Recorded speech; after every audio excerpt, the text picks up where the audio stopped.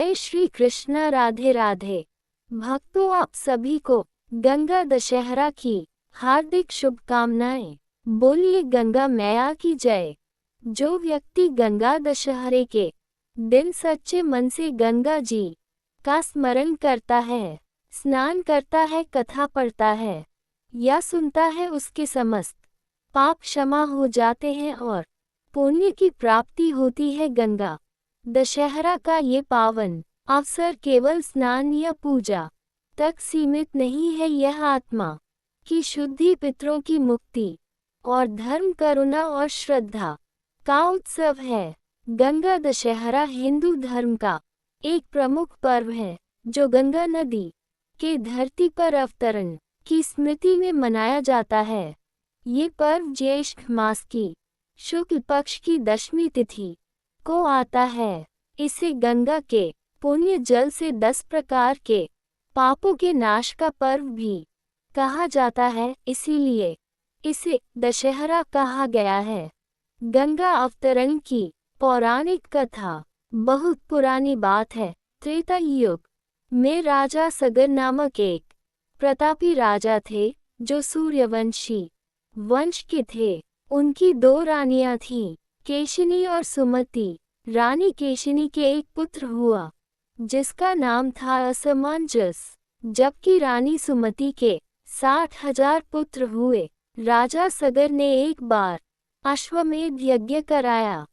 इस यज्ञ में एक घोड़ा छोड़ा जाता है और जहाँ जहाँ वह घोड़ा जाता है उस भूमि पर अधिकार सिद्ध होता है। देवताओं के राजा इंद्र को ये भय हुआ कि यदि यही यज्ञ पूरा हो गया तो राजा सगर स्वर्ग का अधिकार भी प्राप्त कर लेंगे।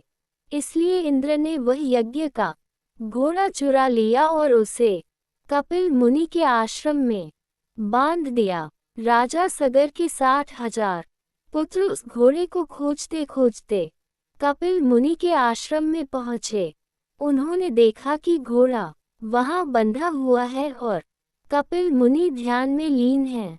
उन्हें लगा कि कपिल मुनि ने ही घोड़ा चुराया है। क्रोध में आकर उन्होंने मुनि को अपशब्द कहे और उन्हें परेशान करने लगे। जब कपिल मुनि का ध्यान टूटा तो उन्होंने क्रोध में अपनी तेजस्विता से उन सभी 60,000 पुत्रों को भस्म कर दिया। अंशुमान, दिलीप और भागीरथ का प्रयास। राजा सगर के पोते अंशुमान ने जब ये देखा तो उन्होंने कपिल मुनि से क्षमा मांगी। मुनि ने कहा कि जब तक स्वर्ग की गंगा पृथ्वी पर नहीं लाई जाएगी तब तक इनका उद्धार नहीं होगा। फिर अंशुमान और उनके बाद उनके पुत्र दिलीप ने भी गंगा को लाने के लिए तप किया, परंतु वे सफल नहीं हो सके। आखिरकार दिलीप के पुत्र राजा भागीरथ ने घोर तपस्या की। उन्होंने गंगा देवी, भगवान ब्रह्मा और फिर भगवान शिव की कठोर तपस्या की। गंगा का पृथ्वी पर अवतरण। भगवान ब्रह्मा ने गंगा को धरती पर भेजने की अनुमति दी, परंतु गंगा के वेग को धारण करना पृथ्वी के लिए असंभव था। इसलिए भागीरथ ने भगवान शिव की उपासना की। शिव जी प्रसन्न हुए और जब गंगा देवी वेग के साथ स्वर्ग से नीचे आईं तो शिवजी ने अपनी जटाओं में उन्हें समाहित कर लिया और फिर धीरे धीरे उन्हें धरती पर छोड़ा। इस प्रकार गंगा नदी धरती पर आई और भागीरथ के पूर्वजों के अस्थियों का स्पर्श कर उन्हें स्वर्ग लोक में स्थान दिलाया। इसलिए उन्हें भागीरथ प्रयत्न कहा गया और गंगा को भी भागीरथी नाम मिला। गंगा दशहरा का महत्व। गंगा दशहरा के दिन ही गंगा का धरती पर अवतरण हुआ था, इसलिए इस दिन गंगा स्नान करने से 10 प्रकार के पापों का नाश होता है। शब्द से, मन से, शरीर से किए गए तीनों प्रकार के पाप, जानबूझकर, अनजाने में और जन्मजात पाप। गंगा दशहरा की परंपरा। इस दिन लोग गंगा नदी में स्नान करते हैं। गंगा माता की पूजा, उन्हें फूल, दीप और जल अर्पित किया जाता है। 10 प्रकार के दान जैसे पंखा, जल, फल, अन्न, वस्त्र आदि भी किए जाते हैं। यदि गंगा नदी तक न जा सके तो घर पर गंगाजल से स्नान या छींटा मारकर भी पूजा की जाती है।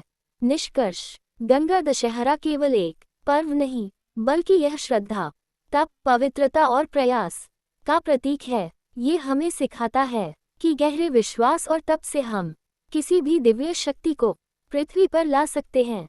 राधे राधे दोस्तों, यदि यह आपको